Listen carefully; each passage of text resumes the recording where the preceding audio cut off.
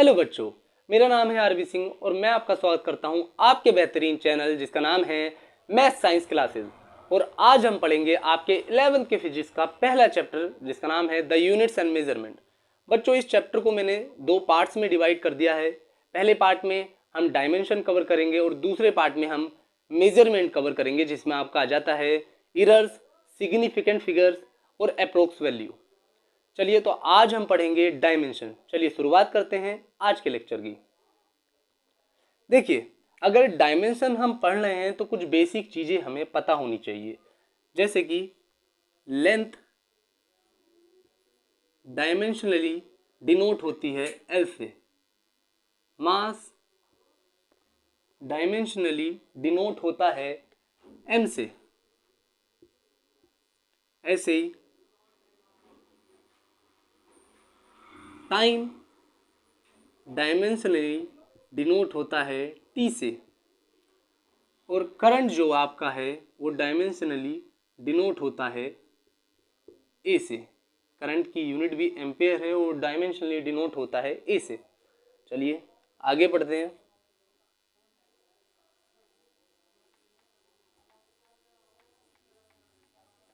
अब एक बात बच्चा कभी कभी कंफ्यूज हो जाता है कि चार्ज डायमेंशनली किस तरीके से डिनोट होता है। तो मैं आपको बता दूं, हम जानते हैं कि करंट जो है वो यूनिट चार्ज फ्लो होता है किसी यूनिट सेकंड में, उसे करंट कहते हैं। Current is defined as the unit charge flowing in a unit second. किसी भी एक सेकंड में चला गया चार्ज करंट कहलाता है। तो करंट की जो डेफिनेशन हो गई I is equal to Q upon T हो जाएगी। अब हम जानते हैं कि करंट की जो डायमेंशन होती है वो ए होता है, और क्यू की हमें पता नहीं है, और टाइम की टी होती है। तो क्यू इज इक्वल टू आपका आ जाएगा ए टी, और ये ही आपका चार्ज का डायमेंशन होता है। अब काफ़ी बच्चे सोचते हैं कि चार्ज का यूनिट तो कोलाम है, तो उसकी डायमेंशन सी से डिनोट होनी चाहिए, पर उसकी डायमेंशन सी से डिनोट नहीं होती है। जो कोलाम उसकी यूनिट है, बस चार्ज जो होता है वो डायमेंशनली डिनोट होता है एटी से। तो चार्ज की डायमेंशन क्या हो गई? चार्ज की डायमेंशन हो गई एटी से। अब हम डायमेंशंस निकालेंगे, जो कि मेन अब हमारी इस टॉपिक में आएगा डायमेंशन। चलिए, तो शुरुआत करते हैं एरिया के डायमेंशन से। हम जानते हैं कि एरिया का फॉर्मूला जो है वो होता है L into V, length into breadth. अब यहाँ पे लेंथ एक डिस्टेंस है और ब्रेथ भी एक डिस्टेंस है। तो लेंथ भी एक डिस्टेंस है और ब्रेथ भी एक डिस्टेंस है, और डिस्टेंस कवर होती है डायमेंशनली डिनोट होती है एल से। तो यहाँ पे आ जाएगा L इंटू एल, एरिया आपका हो जाएगा एल स्क्वायर, एरिया आपका हो जाएगा एल स्क्वायर। तो आपका डायमेंशन क्या हो गया एरिया का? एरिया का डायमेंशन आपका हो गया एल स्क्वायर। चलिए अगले क्वेश्चन पे चलते हैं। ऐसे ही हम निकाल लेंगे वॉल्यूम की। वॉल्यूम ऐसे ही वॉल्यूम का डायमेंशन निकलेगा, क्योंकि तीन आते हैं, तो वॉल्यूम में आपका आ जाएगा L into L into L, total आपका आ जाएगा एल क्यूब। वॉल्यूम का डायमेंशन आपका आ जाएगा एल क्यूब, वॉल्यूम का आपका डायमेंशन आ जाएगा एल क्यूब। चलिए आगे चलते हैं। अब बच्चा मुझे ये बताइए, डेंसिटी का फॉर्मूला क्या होता है? डेंसिटी का फॉर्मूला होता है मास अपॉन वॉल्यूम। डेंसिटी का फॉर्मूला होता है मास अपॉन वॉल्यूम। अब अभी अभी हमने निकाला कि वॉल्यूम का डायमेंशन था एल क्यूब, मास का हम जनरली डिनोट करते हैं एम से, तो एम ऊपर लिख देंगे और वॉल्यूम का एल क्यूब नीचे। डायमेंशन आ जाएगा ऊपर जाके एल क्यूब माइनस का हो जाएगा, डायमेंशन आ जाएगा एम एल की पावर -3 इस तरीके से हो गया कि ये पावर जो एल क्यूब था वो ऊपर चला गया, ऊपर जाके माइनस की पावर बन गया।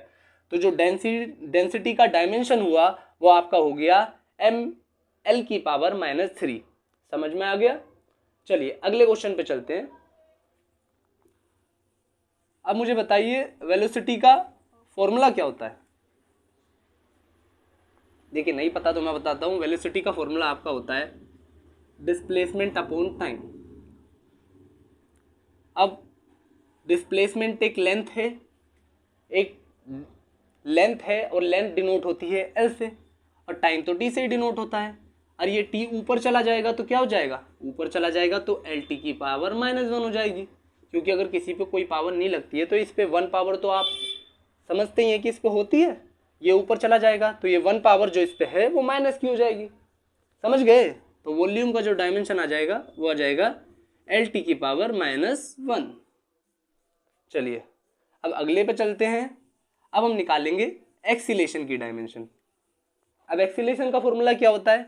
एक्सीलेशन का जो फॉर्मूला होता है वो आपका होता है वेलोसिटी अपॉन टाइम। वेलोसिटी का डायमेंशन तो हमने अभी अभी निकाला था। वेलोसिटी का आपका डायमेंशन हो गया LT की -1, टाइम का हमें पता ही है t। अब ये t भी ऊपर चला जाएगा तो एक्सीलेशन का डायमेंशन क्या हो जाएगा? एक्सीलेशन का डायमेंशन हो जाएगा LT की पावर -2। तो अब एक्सीलेशन का डायमेंशन भी आपका निकल गया। एक्सीलेशन का डायमेंशन होता है LT की पावर -2। चलिए तो अब आप मुझे बताइए फोर्स का formula in term of acceleration. Acceleration के टर्म में फोर्स का फॉर्मूला।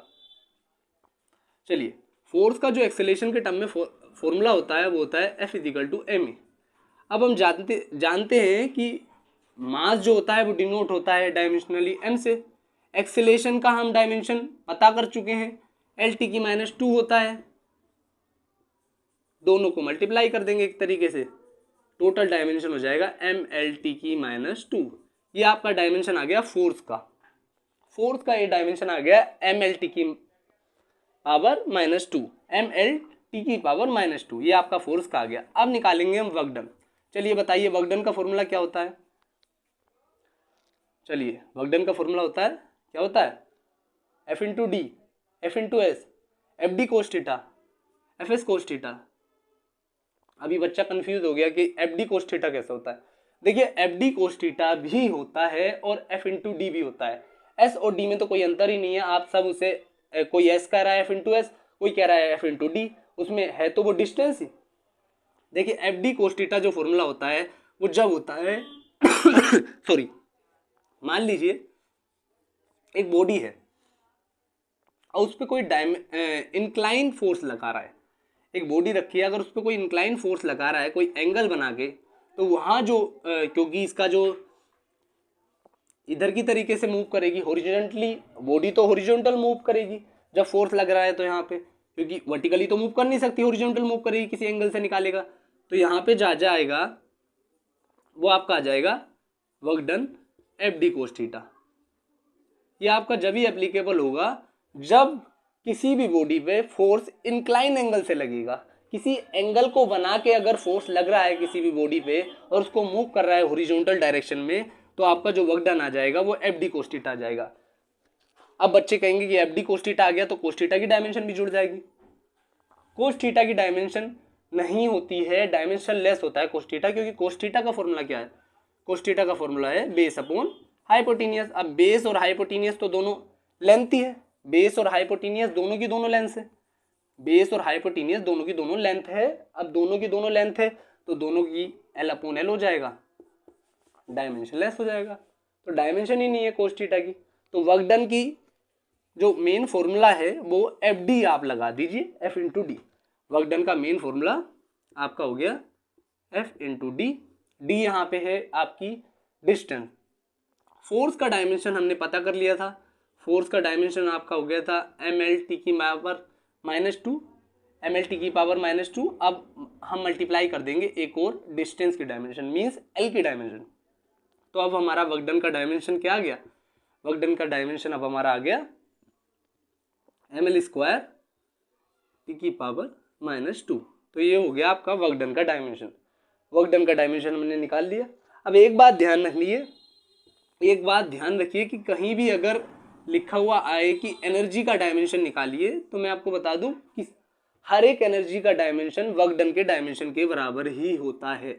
वर्क डन का डायमेंशन है आपका ml² T की पावर -2, ये वर्क डन का डायमेंशन है। और सभी वर्क डन का डायमेंशन, सभी एनर्जी का डायमेंशन वर्क डन के डायमेंशन के बराबर ही होता है। मान लीजिए पोटेंशियल एनर्जी का डायमेंशन निकलवा रहा है, पोटेंशियल एनर्जी का फॉर्मूला होता है mgh।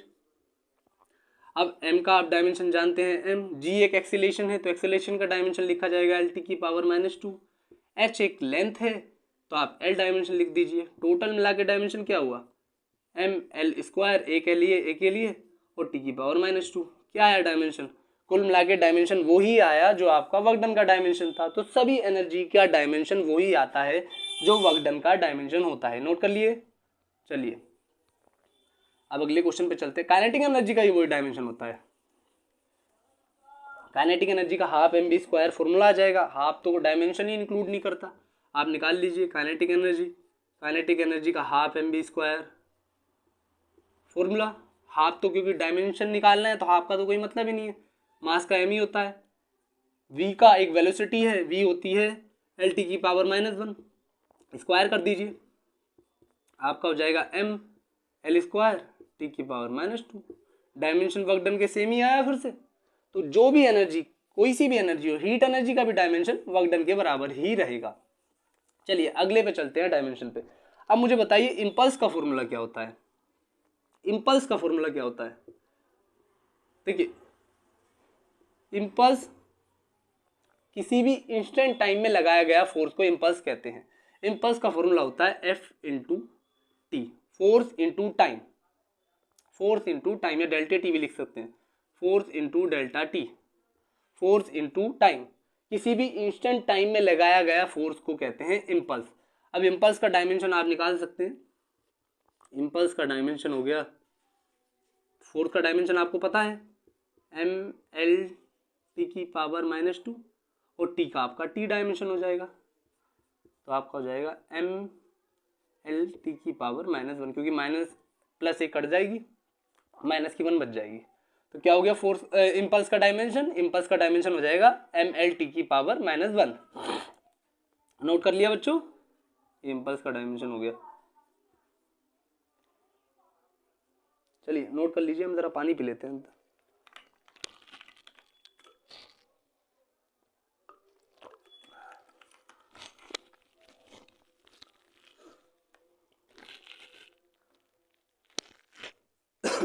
सॉरी, नोट कर लिया।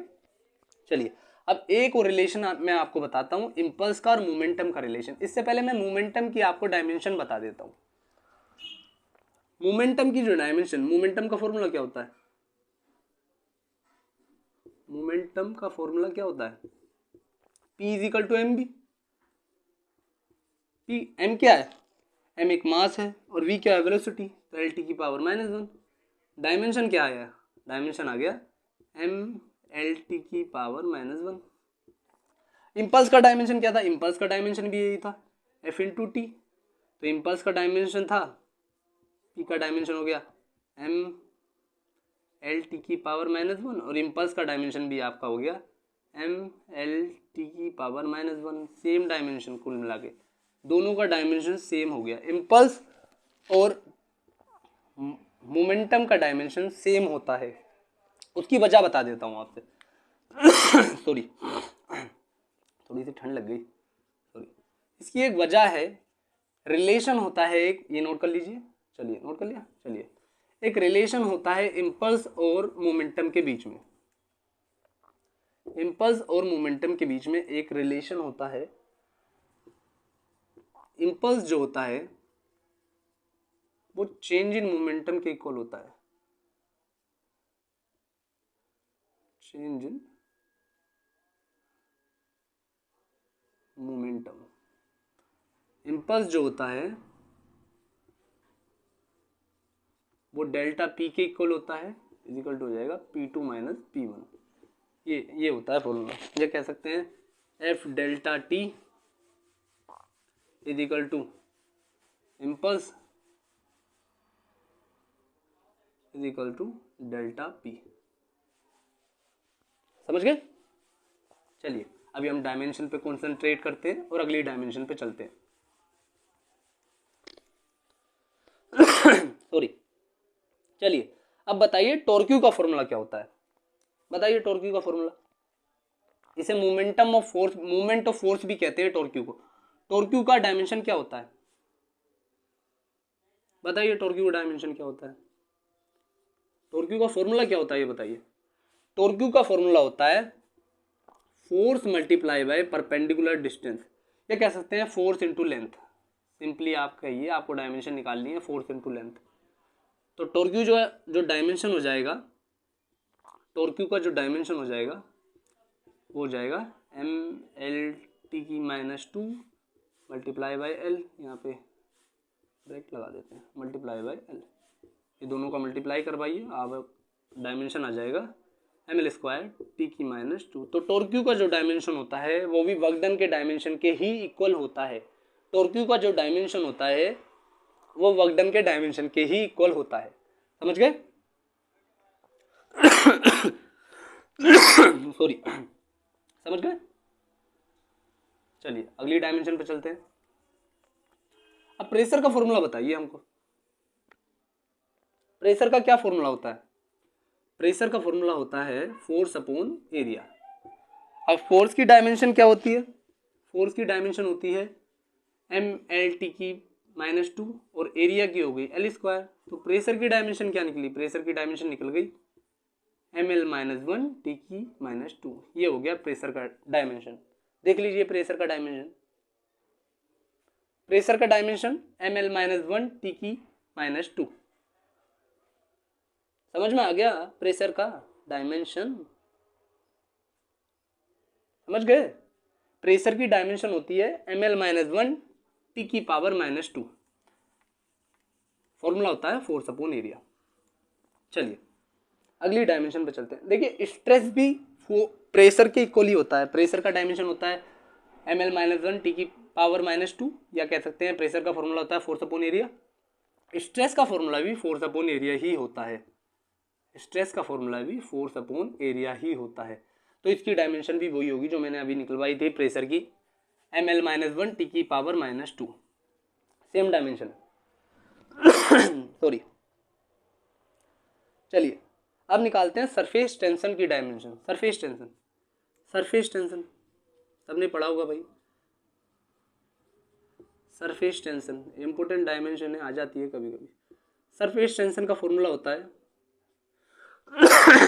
सॉरी, सरफेस टेंशन का फॉर्मूला होता है फोर्स अपॉन लेंथ। सबको पता है सरफेस टेंशन का फॉर्मूला होता है फोर्स अपॉन लेंथ। फोर्स की आपको डायमेंशन पता है ml t की पावर -2, लेंथ आपका l हो गया, l से l गया, यहाँ पे आ गया ml0 t की -2। ये हो गई आपकी सरफेस टेंशन की डायमेंशन। सरफेस टेंशन की डायमेंशन क्या हो गई? ml0 t की पावर -2।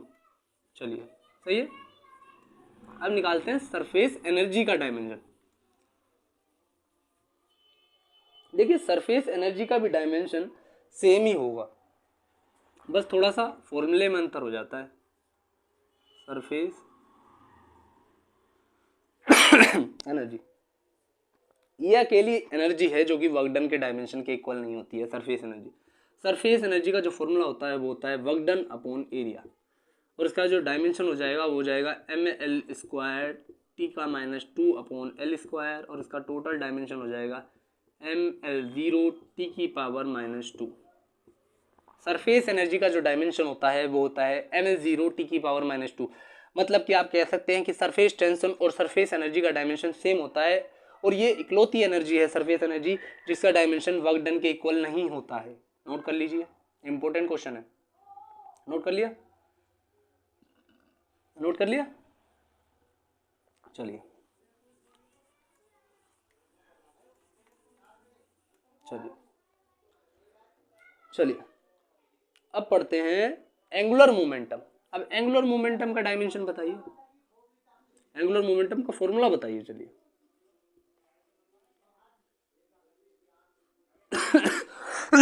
सॉरी, थोड़ा ठंड लग गया जरा।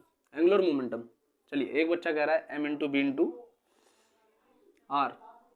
चलिए सही है। एंगुलर मोमेंटम का फॉर्मूला होता है MBR, या फिर कह सकते हैं m into V into R. यहाँ पे m है मास, v है वेलोसिटी और r है रेडियस। देखिए मास का आपको पता है डायमेंशन m होता है, वेलोसिटी का पता है lt की पावर -1 होता है। अब रेडियस, रेडियस एक लेंथ है, डिस्टेंस है, तो रेडियस का डायमेंशन l हो जाएगा।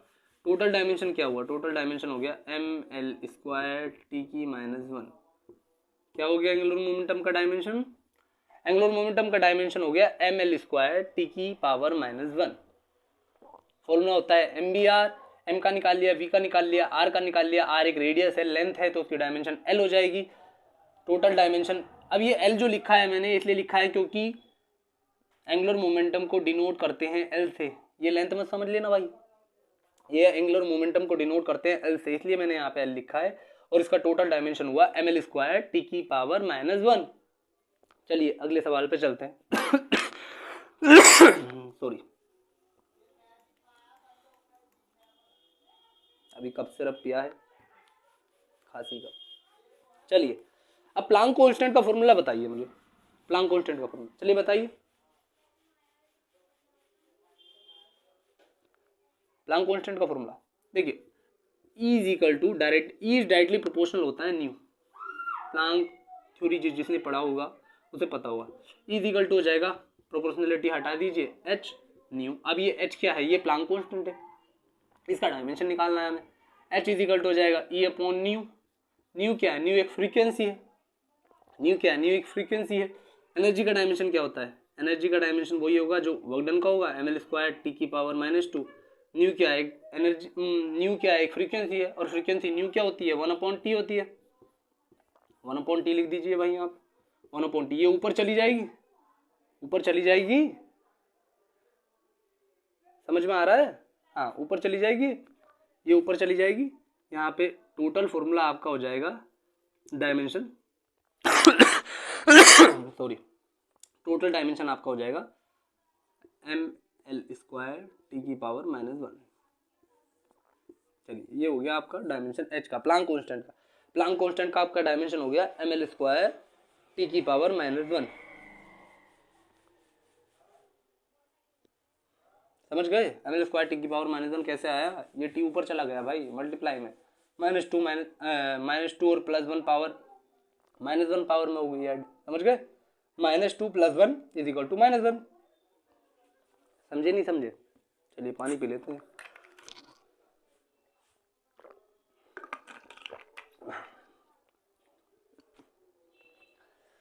चलिए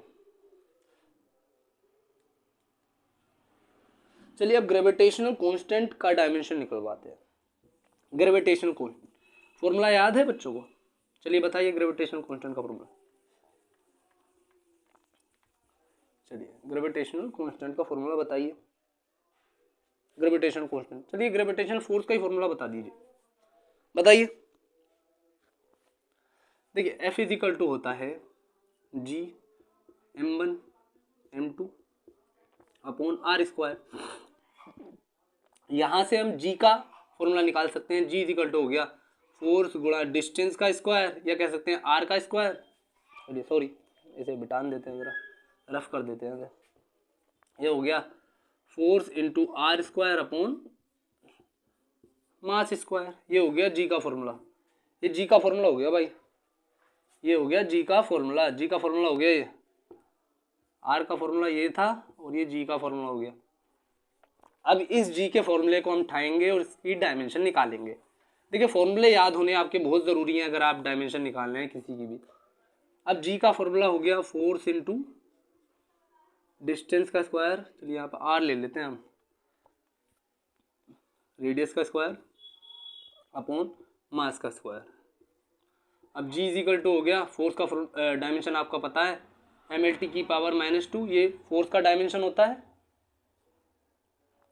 अब रेडियस एक लेंथ है, इसका डायमेंशन l² हो जाएगा, और नीचे m आपका मास है तो इसका m² ही रहेगा,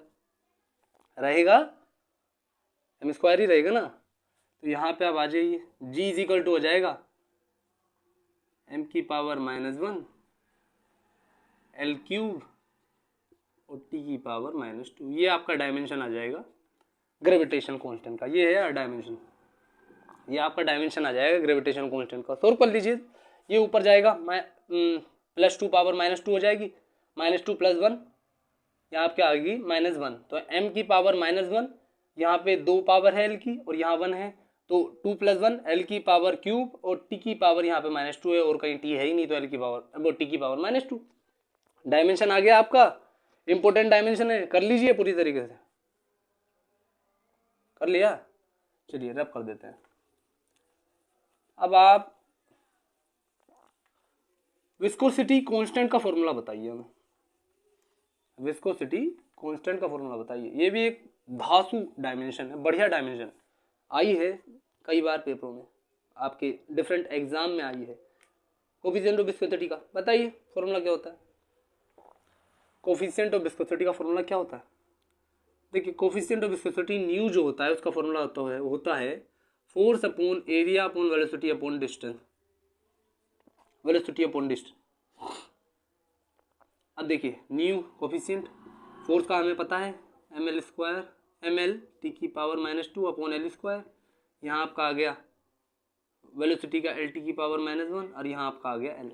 अब ये तो भाई प्लस में पावर थी, प्लस में थी तो ये ऊपर चली जाएगी और इससे मल्टीप्लाई करेगी, समझ गए? तो ये और ये कट जाएगा ऑब्वियसली, कट जाएगा नहीं कट जाएगा। तो ये आपका आ जाएगा नीचे, चलिए यहाँ पे ले लेते हैं, ये आपका आ जाएगा नीचे एम एल टी की पावर -2 अपॉन एल स्क्वायर और टी की पावर -1, क्योंकि ये तो कट गया, ये नीचे पहुंच गया।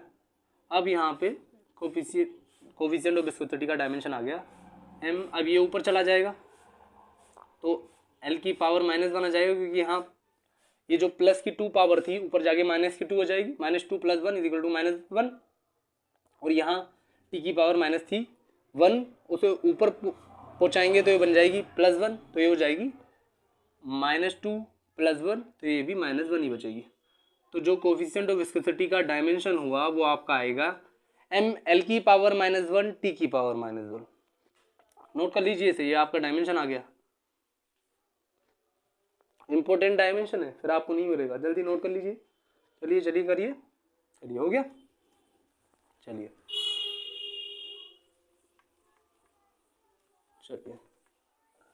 जरा पानी पी लेते हैं थोड़ा।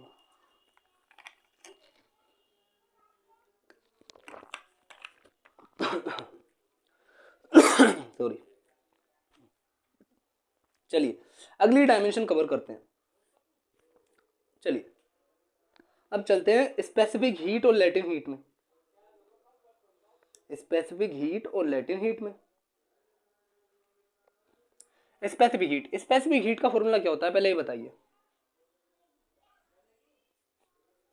स्पेसिफिक हीट का फॉर्मूला क्या होता है? हम जानते हैं स्पेसिफिक हीट का जो फॉर्मूला होता है वो होता है Q/m थीटा, और इस थीटा को हम कह सकते हैं कि टेम्परेचर, भाई टेम्परेचर है ये, थीटा जो है टेम्परेचर है, थीटा डिग्री मान लीजिए आप, टेम्परेचर है।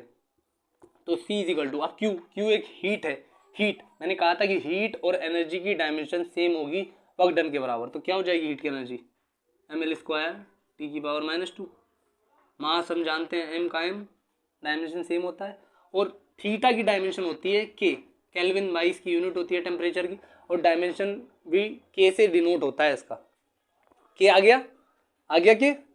अब यहाँ पे हम लिख देंगे स्पेसिफिक हीट की डायमेंशन C = हो जाएगा m से m तो कट गया भाई, ये और ये तो कट गया, तो m की पावर 0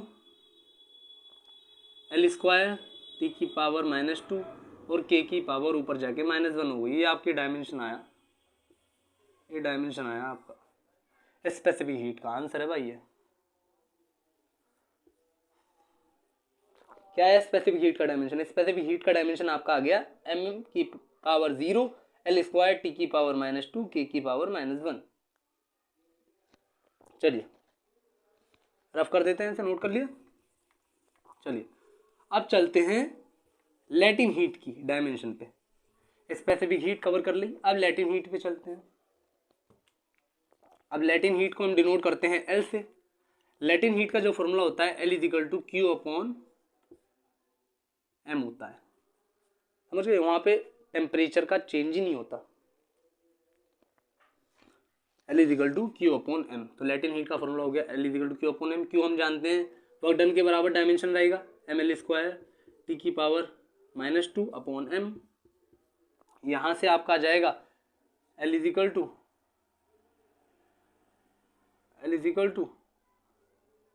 m की पावर 0 L² और t की पावर -2, ये आपका डायमेंशन आ जाएगा लैटिन हीट का।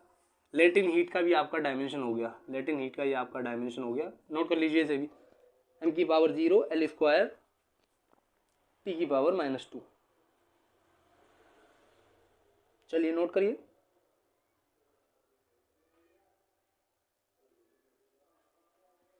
नोट करिए।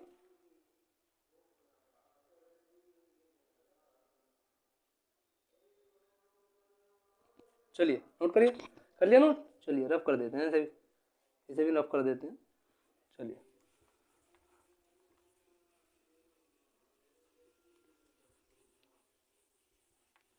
चलिए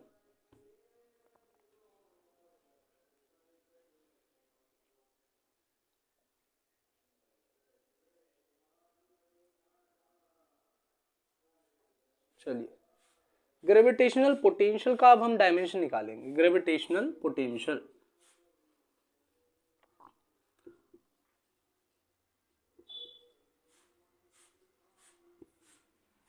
ग्रेविटेशनल पोटेंशियल,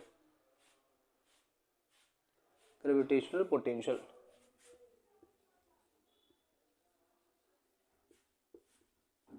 इसका डायमेंशन निकालेंगे अब ग्रेविटेशनल पोटेंशियल। देखिए ग्रेविटेशनल पोटेंशियल जो होता है उसका फॉर्मूला होता है work done upon mass. Gravitational potential का जो फॉर्मूला होता है वो होता है work done upon mass. Gravitational potential का फॉर्मूला क्या होता है? Work done upon mass. Gravitational potential का फॉर्मूला होता है वर्क डन अपॉन मास। इसे हम जीपी से डिनोट करेंगे अभी, जीपी से। ग्रेविटेशनल पोटेंशियल को हम जीपी लिख देते हैं। इसका होता है वर्क डन अपॉन मास, जगह ज़्यादा ले रहा था। अब हम जानते हैं वर्क डन का फॉर्मूला ml² टी की पावर -2 और मास का फॉर्मूला मास ही होता है। डायमेंशन क्या आ जाएगा? l² टी की पावर -2 और m की पावर 0, ये आ जाएगा डायमेंशन आपका। क्या गया डायमेंशन? m की पावर 0 l² टी की पावर -2, ये आपका डायमेंशन आ गया ग्रेविटेशन कॉन्स्टेंट का। क्या आया ग्रेविटेशन कॉन्स्टेंट का डायमेंशन? m की पावर 0 l² टी की पावर -2, ये ग्रेविटेशन पोटेंशियल का डायमेंशन आ गया।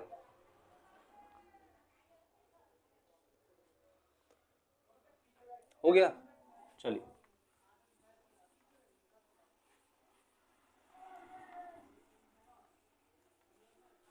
चलिए पोटेंशियल का डायमेंशन हम निकालते हैं। पोटेंशियल,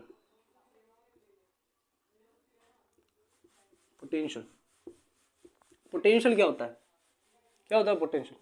पोटेंशियल होता है, पोटेंशियल का जो फॉर्मूला होता है वो होता है, पोटेंशियल का फॉर्मूला क्या होता है? क्या होता है? पोटेंशियल का फॉर्मूला होता है work done upon charge. Q यहाँ पे चार्ज है, work done upon charge, work done upon charge. Work done का डायमेंशनल फॉर्मूला क्या था? ml² टी की पावर -2। चार्ज का क्या बताया था मैंने? चार्ज का बताया था AT। कैसे निकला था? Current is equal to Q upon T, Q is equal to हो जाएगा AT। अब इसका जो डायमेंशन आ जाएगा पोटेंशियल का वो हो जाएगा, V से डिनोट करते हैं, वोल्ट से आपको पता है पोटेंशियल को। इसका डायमेंशन आ जाएगा ml² टी की पावर -3 A की पावर -1, ये आ जाएगा डायमेंशन पोटेंशियल का, ml² टी की पावर -3 A की पावर -1। चलिए आज का लेक्चर यहीं ख़त्म करते हैं। आपको अगर ये लेक्चर पसंद आया हो तो इस लेक्चर को शेयर करिए, लाइक करिए और इस चैनल को सब्सक्राइब करिए। ये चैनल आपके ही बेहतर फ्यूचर के लिए बना है। Thank you.